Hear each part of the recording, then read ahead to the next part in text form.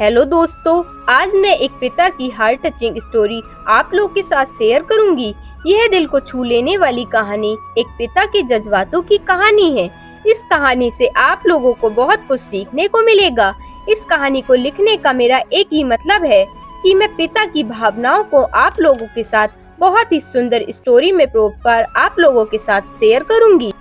आपने माँ के बारे में तो बहुत सुना होगा, बहुत जगह पढ़ा भी होगा।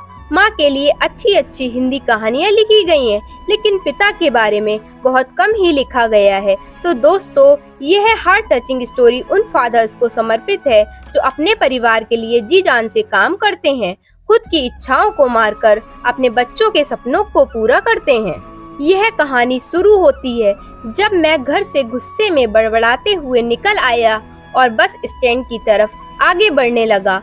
मैं मन ही मन बड़बड़ा रहा था, पता नहीं कितने पैसे छुपा के रखे हैं, लेकिन मेरे लिए एक बाइक नहीं ले सकते। अब मैं यहाँ से चला जाऊंगा और तब तक वापस नहीं आऊंगा जब तक मैं खुद के पैसों से बाइक नहीं खरीद लेता। इतना सोच ही रहा था, तभी मेरे पैर में कुछ चुभने का एहसास हुआ। नीचे देखा तो समझ आया कि जल्दबाजी में पापा के जूते पहन आया हूँ। उन जूतों में कील उभरी हुई थी जो मेरे पैरों में बार बार घाव किए जा रही थी, लेकिन उस समय गुस्सा अधिक था तो मैं बड़बड़ाते हुए आगे बढ़ गया। एकाएक मुझे याद आया कि मैं पापा का पर्स भी साथ ले आया हूँ। मेरे खुरापाती दिमाग में एक ख्याल आया, क्यों ना आज पापा का पर्स चेक किया जाए, जिसे आज तक उन्होंने किसी को हाथ तक नहीं लगाने दिया था। पता नहीं कौन सा खजाना छुपा है इस पर्स में जो किसी को हाथ नहीं लगाने देते थे। जब मैंने पापा का वह पुराना पर्स खोलकर देखा तो उसमें पैसे तो नहीं मिले, लेकिन पैसों की जगह पर एक डायरी रखी हुई थी। तब मैंने सोचा, ओहो, तो यहाँ खजाना छुपा रखा है। मैं समझ रहा था कि यहाँ पापा ने लिखा होगा कि किस से कितने पैसे लेने हैं और किसको कितने पैसे दिए हैं, लेकिन मैं गलत था। जब मैंने उस छोटी सी डायरी का पहला पेज खोलकर देखा तो वहाँ पर जो लिखा था वह थोड़ा सीरियस कर देने वाला था। डायरी में जो लिखा था उसे पढ़ने के बाद मेरे चेहरे पर जो एक्सप्रेशन थे वह गायब हो चुके थे, क्योंकि डायरी में वैसा कुछ नहीं था जैसा मैं सोच रहा था। वहाँ पर उन पैसों का हिसाब लिखा हुआ था जो अलग अलग कामों के लिए अलग अलग लोगों से उधार लिए गए थे। उस लिस्ट में कंप्यूटर के नाम पर भी पैसे लिए गए थे। कुछ यूँ लिखा था, 50,000 बेटे के कंप्यूटर के लिए। यह वही कंप्यूटर था जिसे मैं आज तक यूज कर रहा था, लेकिन मुझे यह पता नहीं था उस कंप्यूटर को खरीदने के लिए पैसे कहां से आए थे। लेकिन आज पता चल रहा था। मुझे आज भी याद है, पहली बार कैमरे के लिए जिद की थी जो मेरे पापा ने मुझे 2 हफ्ते बाद मेरे बर्थडे पर ला कर दिया था, जिसे देखकर मैं बहुत खुश हुआ था। और मुझे खुश देखकर मुझसे कहीं ज्यादा अगर कोई खुश था तो वह थे पापा। अब मेरे चेहरे से गुस्सा एकदम गायब हो चुका था। जब मैंने आगे का पन्ना पलटा तो वहाँ कुछ इच्छाएं लिखी हुई थी। पहली जो विश थी उसमें जो लिखा हुआ था, अच्छे जूते पहनना। यह बात मेरे कुछ समझ नहीं आई। तभी मेरा पाँव अचानक सड़क पर भरे हुए पानी पर जा पड़ा और तभी मेरे पाँव में कुछ गीलीपन होने का एहसास हुआ।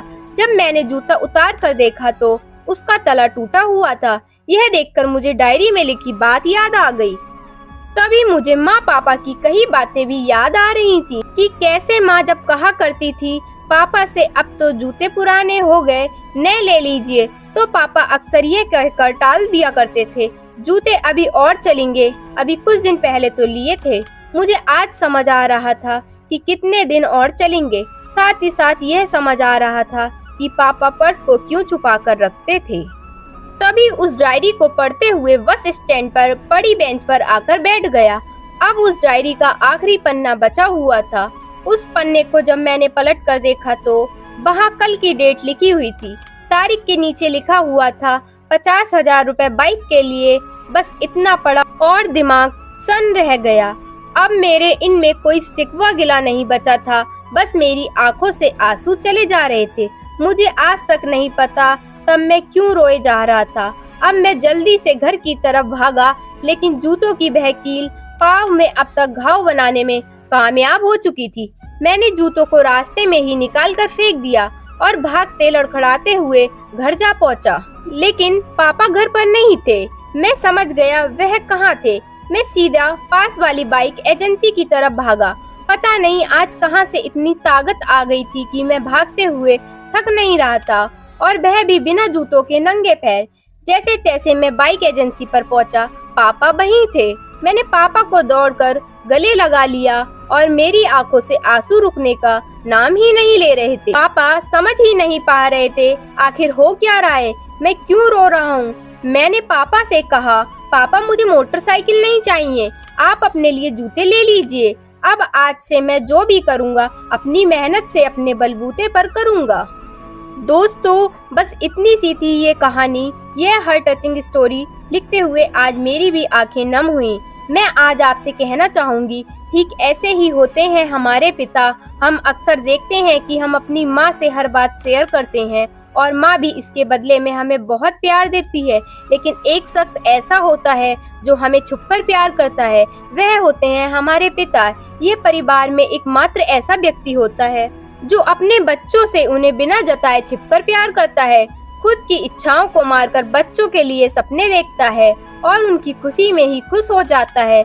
मुझे नहीं पता कि आप अपने पेरेंट्स की इज्जत करते हो या नहीं, लेकिन अगर आपके पास पेरेंट्स हैं तो आप बहुत खुशनसीब हो, क्योंकि इस दुनिया में बहुत से लोगों को तो पेरेंट्स का प्यार भी नसीब नहीं होता। अंत में मैं यही कहना चाहूंगी कि माँ बाप की भावनाओं का सम्मान करें।